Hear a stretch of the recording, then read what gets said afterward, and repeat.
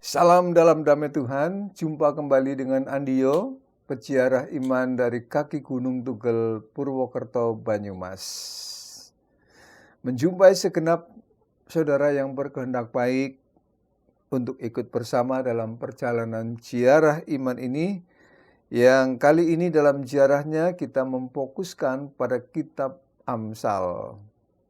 Dan kali ini kita akan merenungkan Amsal 8 ayat 6 sampai ke 10. Saudara pernah dicemooh? Tersenyumlah. Sebab selain sebagai hinaan, sesungguhnya cemooh adalah perhatian dalam bentuk yang lain. Dan jangan buang cemooh orang, tetapi jadikanlah sebagai bahan bakar dari kemajuan dan hinaan sebagai bekal meraih sukses. Jangan padamkan api semangat yang membakar untuk berbagi kehidupan hanya oleh karena masa lalu. Sebab masa depan selalu disediakan oleh masa lalu. Jangan padamkan api semangat hanya oleh karena cemoohan orang. Justru oleh karena bukan pujian yang akan membuat pundakmu kuat dan kakimu kokoh, serta otakmu cemerlang. Dan justru oleh karena cemoohan itulah seseorang potensi dimuliakan. Ingatlah, Ayub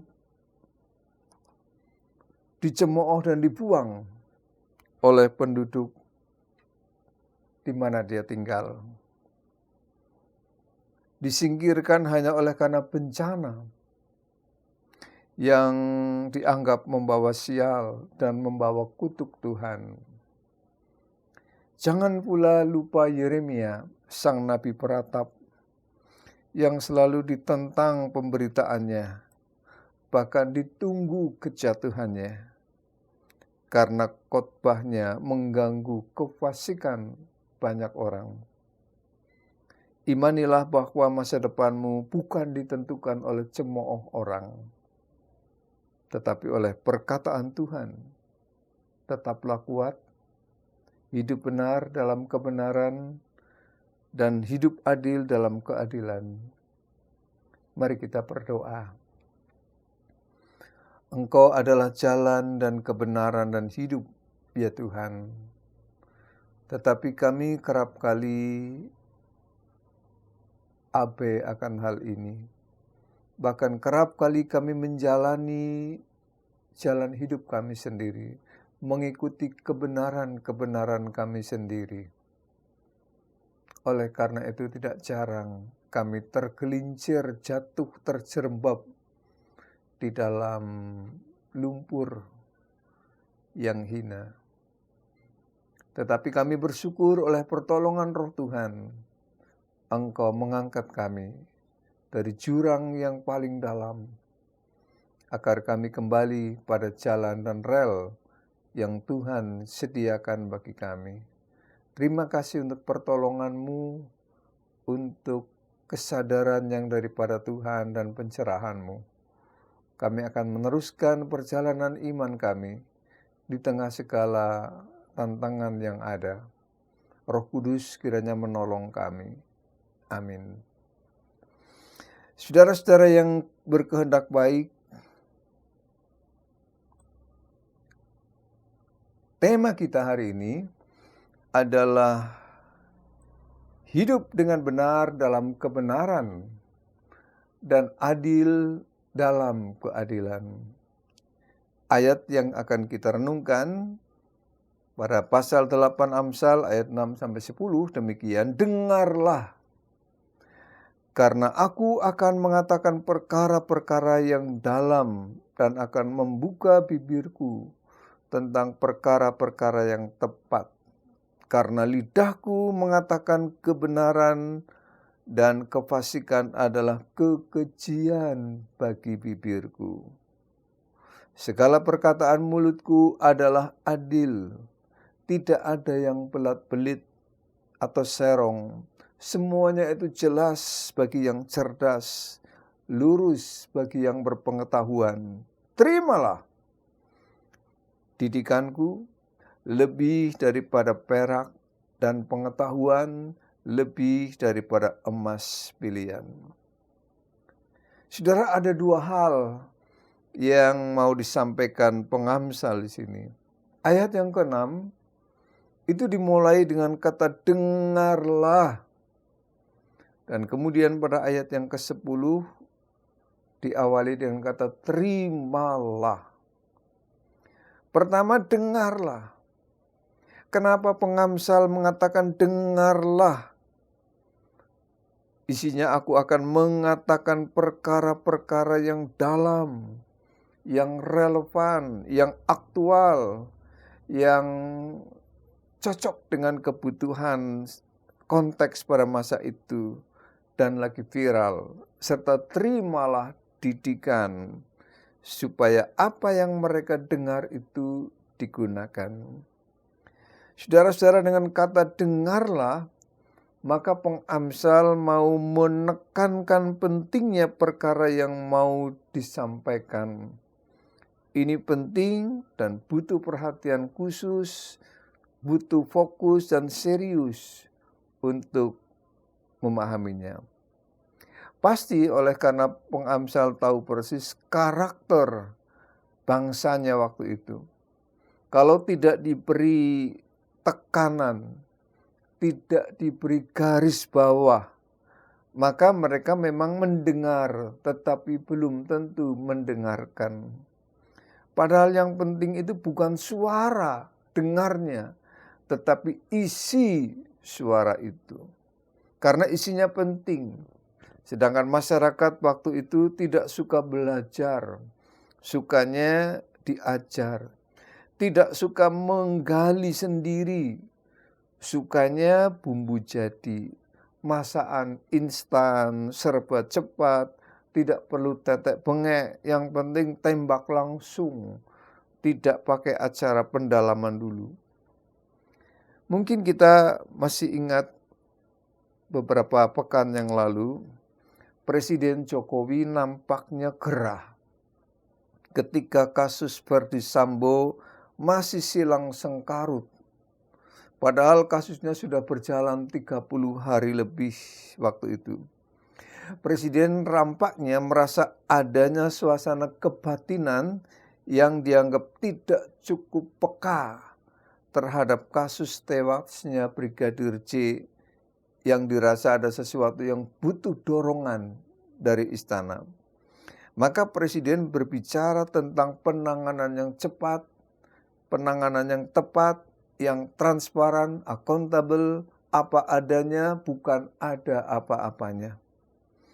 Dan itu sampai bukan sekali, dua kali, tapi 4 kali.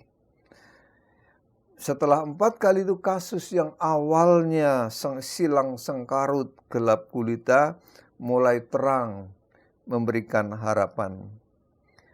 Maka dengarlah, dengan digarisbawahi, memang kadang-kadang diperlukan supaya tidak melanggengkan keadaan dan apalagi melahirkan kegaduhan baru.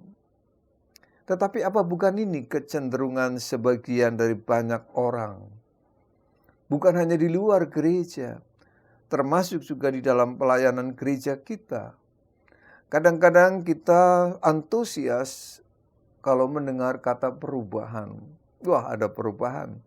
Tetapi ketika perubahan itu datang hadir, tetapi ternyata tidak sesuai harapan kita, malah sebaliknya menggoncangkan posisi kita, mengancam kedudukan kita, mengganggu kenikmatan kita, disitulah kita mulai awal.